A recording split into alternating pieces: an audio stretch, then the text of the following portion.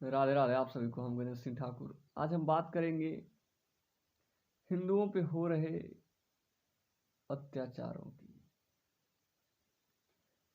आज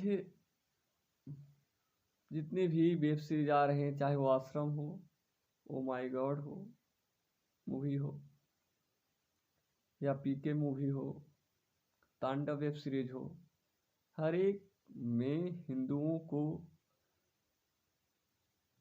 जहाँ तक आश्रम वेब सीरीज हमने एक दो डिस्क देखा, हमने देखा कि इसमें सिर्फ हिंदुओं को टकराने की कोशिश है, हिंदुओं को लड़वाने की साजिश है।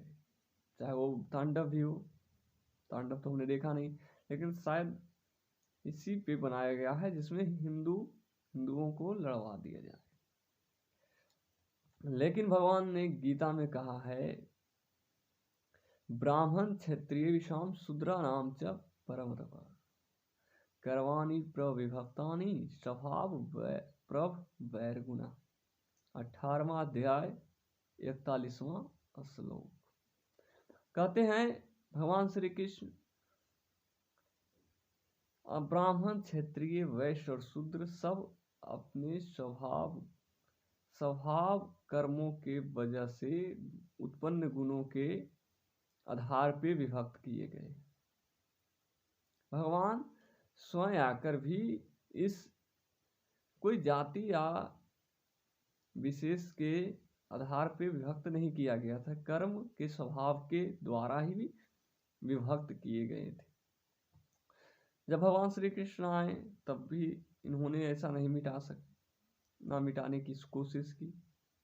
चाहे राम हो चाहे कृष्ण हो, उन्होंने कोई हस्तक्षेप नहीं की, क्योंकि भगवान के ही द्वारा ये विभक्त किए गए हैं, अपने कर्म स्वभाव के ही द्वारा विभक्त किए गए हैं। ओ माय गॉड की हम बात करें मूवी की, जिसमें किसी व्यक्ति का विशेष का भूकंप में मकान गिर जाता है और वो भगवान पे आरोप लगाता है कि भगवान ने ही हमें गिराया है, जिसका भुगतान ईश्वर करे, संत महात्मा करे, ईश्वर करे। संत महात्माओं को कोर्ट में बुलाया जाता है, कोर्ट में भी सवाल ही पूछे जाते हैं। सवाल बड़ा ही, देखिए धर्म को हमने पहले भी कहा कि धर्म को तोड़ मरोड़ कर पेश कर दिया जाता है, जो कि इस मूवी में भी हुआ। जहाँ तक हमने गीता का ज्ञान अध्ययन किया, उनमें भी यही किया गया है। आप समझ सकते हैं, बहुत कम समय में आप समझ सकते हैं कि कितनी बुरी तरह से, कितनी अच्छी तरह से हमारे धर्म को तोड़ मोड़ कर पेश कर दिया जाता है। उनका सवाल था, एतद् ध्वनीनि भूतानि सर्वाणि तयोपधार्य अहम कृतनस् जगत प्रभव परले अस्ततः। 7वां अध्याय 6वां श्लोक। भगवान श्री कृष्ण कहते हैं कि हमने ही सृष्टि की रचना किया है, प्रारंभ किया है, अंत किया, हमसे ही पंचभूत उत्पन्न हुए। अगला श्लोक बहुत ही समझने योग्य। अगला श्लोक है, गतिर्भर्ता प्रभु साक्षी निवास शरणम सूर्यता प्रभव परलय स्थानम निधानम बीजम पयम। यह श्लोक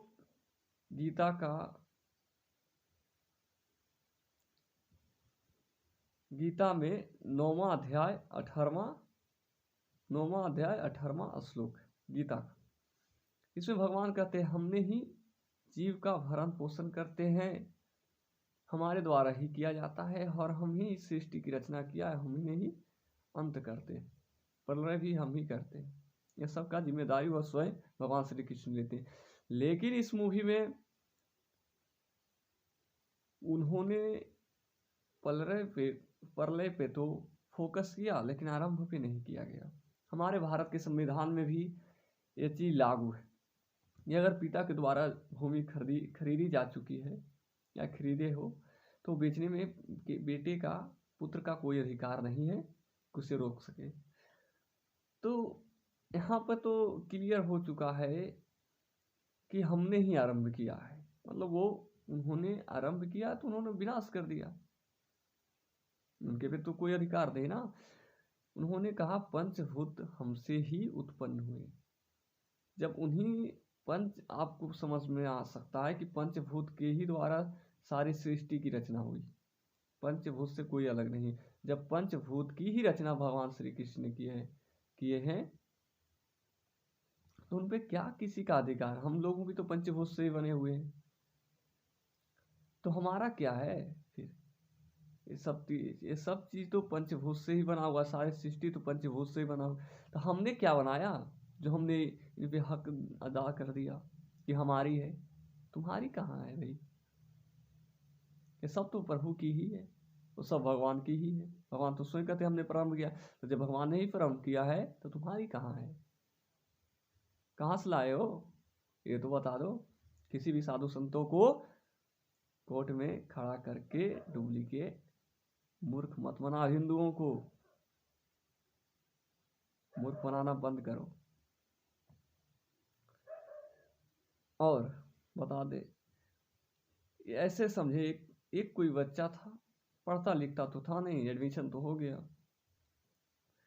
एग्जाम कट हुआ, रिजल्ट आए तो रिजल्ट खराब थी।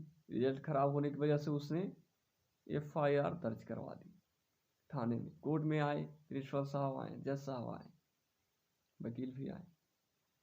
उससे पूछा गया बच्चे को क्या चीज़ पे आरोप लगाए हो? बोले मेरा रिजल्ट खराब है, खराब दिया। प्रिंसिपल ने कहा तो तुमने गलती ही की होगी, तभी तो तुम्हारी रिजल्ट खराब हुई। बोले पर हमने तो हर महीने वेतन हमने दिया, हर महीने हमने अपना पे तो किया ना, आपने एक महीने का तो छोड़ा नहीं। तो आप ऐसा करें कि हमारा फी वापस करें, या तो हमारी फी वापस करें या तो रिजल्ट सही दे। बोले पैसे तो हमारे पास है ही नहीं। हम आप किसी के कोई स्कूल में जाती है, कोई ट्रस्ट में पैसे जाती है तो ट्रस्ट की तो रहती नहीं है, वो तो विभक्त हो जाती है टीचरों के पास। पढ़ाई हुई थी या नहीं हुई थी? पढ़ाई तो हुई थी। तो तुम्हारे लापरवाही के जिम्मेदार कोई टीचर तो नहीं होता ना, नहीं होता। इस केस को ऐसे ही रद्द किया। जज साहब ने क्लियर कर दिया कि गलती लड़के की थी, लेकिन यहाँ जीत उस एक मूवी थी ओ माई गॉड, उसमें परेश रावल की जीत होती है। वो बड़ा ही बेवकूफ़ बनाते हैं। इसमें आप समझ सकते हैं, इस कहानी के माध्यम से आप समझ सकते हैं कि गलती किनकी है। भगवान ने गीता में कहा है, दूसरे अध्याय के 37वें श्लोक में, कर्मण्येवाधिकारस्ते मा फलेषु कदाचन मा कर्मफलेतु भूर्मा ते संगो अशुभ कर्मण। तेरा कर्म पे अधिकार है, उसके फल पे अधिकार नहीं। कुछ कार्य हम प्रत्यक्ष रूप से करते हैं, कुछ कार्य हम अप्रत्यक्ष रूप से करते हैं, लेकिन ईश्वर तो फल दोनों को ही देती है, चाहे आप प्रत्यक्ष रूप से करें या अप्रत्यक्ष रूप से करें। भगवान ने आगे भी कहा है, अवश्य में भोक्तव्यम कर्म फल शुभाशुभम, जो जैसा कर्म करता है शुभ या अशुभ, उसका कर्म उसे ही प्राप्त होना है। तुलसीदास बाबा ने क्लियर कर दिया है। तुलसीदास बाबा ने भी, को काहू को नहीं सुख दुख कर दाता, निज कृत कर्म भोगें सब भ्राता। जो जैसा कर्म करता है उसका फल उसे प्राप्त होता है। चाहे वो वैष्णो देवी की यात्रा हो, चाहे, सवाल तो बहुत उठते हैं लेकिन थोड़ा सा हम बता दें। सवाल उठते हैं ये भी कि वैष्णो देवी की यात्रा हो तब भगवान श्री कृष्ण, भगवान माँ वैष्णो देवी कहाँ चली जाती है? लेकिन आपको पता भी होगा, पता होना चाहिए कि प्रतिदिन भारत में 1374 दुर्घटनाएं होती है, एक्सीडेंट होती है, और अभी अधिक हो गई होगी। तो इसमें थोड़ा सा भी एक्सीडेंट अगर हुई माँ वैष्णो देवी की यात्रा में हुई हो, चाहे वो गलती तो एक कोई 4 व्हीलर की थी, उसमें घटना थी कि झपकी लग जाने से किसी पिलर में जाकर ठोक दिया था।